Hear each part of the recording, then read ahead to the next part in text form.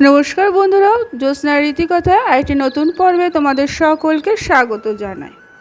বন্ধুরা, শ্রী শ্রী মহাযোগী ব্রহ্মচারী লোকনাথ বাবার প্রতি বছর 19 জ্যৈষ্ঠ তিরোধান দিবস পালন করা হয়ে থাকে। বাংলাদেশের নারায়ণগঞ্জের সোনারগাঁওয়ের বারোদিয়া আশ্রমে 1297 বঙ্গাব্দে 19 জ্যৈষ্ঠ, ইংরাজি 1 জুন 1890 খ্রিস্টাব্দে মহাপ্রাণ লাভ করেছিলেন। সেই থেকে প্রত্যেক বছর ভক্তবৃন্দরা তাকে স্মরণ করে পুজোর আয়োজন করে থাকে।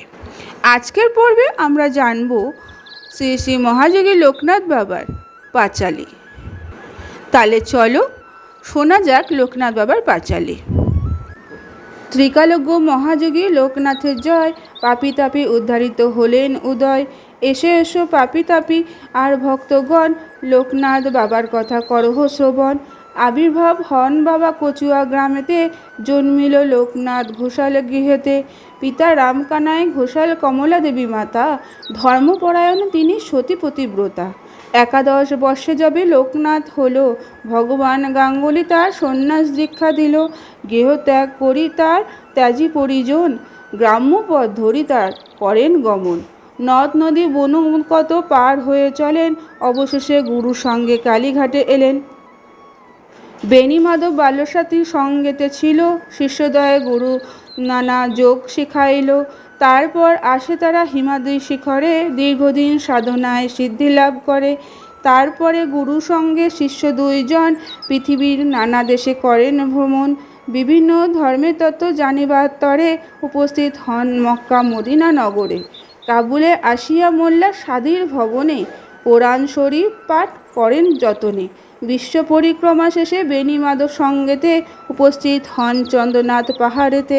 অকস্মাৎ লোকনাথ দেখে আচম্বিতে, দাবানল উঠি জ্বলি বনের মাঝেতে। সে সময় লোকনাথ জানিয়া অন্তরে, অগ্নি থেকে রক্ষা করে বিজয় গোস্বামীরে। বেণীমাধব চলে যান কামাখ্যা ধামেতে। বাবা নেমে আসেন বারিধি গ্রামেতে, বাবাকে প্রথমে কেউ চিনিতে না পারে।